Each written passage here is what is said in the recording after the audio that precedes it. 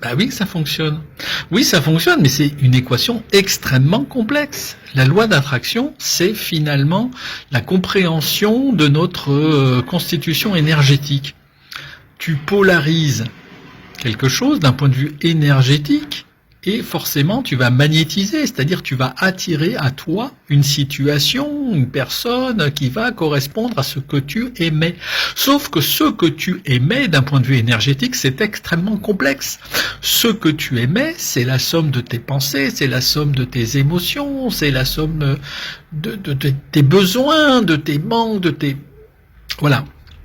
J'explique tout ça dans les 2 bouquins d'ailleurs. C'est ce qui fait qu'en fin de compte, c'est assez difficile à maîtriser pour un humain lambda. La seule chose qu'il faut comprendre, c'est que globalement, la coloration de ta polarité énergétique va justifier ce que tu magnétises, c'est-à-dire ce que tu attires à toi. Voilà. Et ça, je l'explique notamment dans le 2e bouquin. La complexité, c'est d'abord comprendre effectivement les différentes, je dirais le poids des différentes composantes, le poids énergétique de tes pensées, le poids énergétique de tes émotions. Voilà, tout ça, c'est vachement compliqué. Ce que tu peux retenir quand même, c'est que globalement, le mood dans lequel tu vas être va faire en sorte d'accélérer les choses. Le fait d'utiliser, comme je l'ai dit il n'y a pas très longtemps, dans un post sur la manière de gérer les compulsions, voilà, qui doit, voilà, le logigramme que tu dois voir là. En fin de compte, l'importance de la visualisation, d'être capable régulièrement de visualiser, c'est-à-dire de t'imprégner de la situation que tu aimerais vivre, etc., va avoir un impact réel, voilà.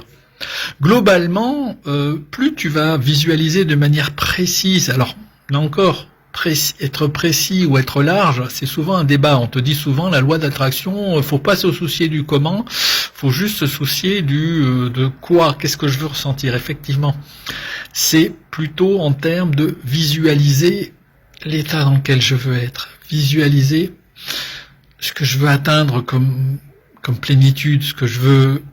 Oui, je crois que c'est ça. Quel est l'état d'être que je veux atteindre? Et ça ne disqualifie en aucun cas différents critères.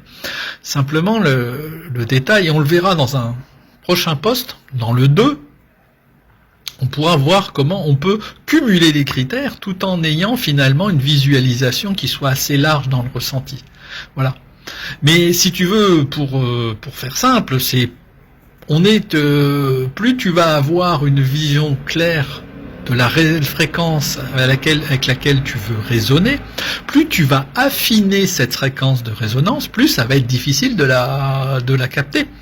Tu vois, c'est un peu comme un poste de radio finalement. Hein. Si tu dois te caler sur la fréquence, sur la FM 101,877-263, tu vas pas y arriver hein, avec un poste simple. Hein. Tu vas être sur 101,8 et puis terminé quoi. Voilà. Donc c'est pas simple. Tu peux imaginer la chose, la loi d'attraction, si tu vas vraiment définir de manière simple ce que tu veux atteindre, ce qui correspond très important à tes besoins. Et c'est pour ça que ça marche pas le plus souvent, parce que c'est pas forcément une question de besoin, c'est plus un alignement par rapport au manque. Tout ça, c'est une question d'alignement par rapport aux besoins. Si tu es aligné par rapport à tes besoins, si tu visualises régulièrement l'état d'être qui va correspondre à la satisfaction de ces besoins, il n'y a aucune raison que ça ne marche pas. Mais ça demande du temps. Parce que finalement, si tu as une idée bien claire, si tu as une fréquence, comme je l'ai dit, je le répète, très précise avec laquelle tu dois raisonner, ça va être plus compliqué, plus long. Imagine simplement, pour terminer, si tu vas à la pêche avec un filet qui a des mailles très serrées, avec un grand filet avec des mailles serrées, tu vas forcément remonter des trucs. Hein.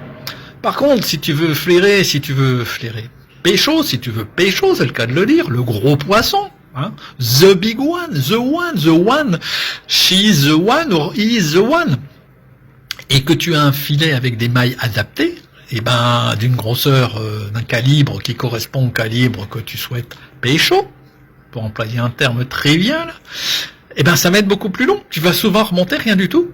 Et c'est ça en fin de compte. Si on reste par exemple sur le domaine amoureux, bah si tu vas avec un filet avec des mailles très serrées, alors, ouais, tu vas toujours pécho quelque chose. Mais enfin, il va falloir faire le tri derrière, hein, les mecs, hein, parce qu'il y a pas que du consommable. Hein, si je veux être un petit peu trivial là encore.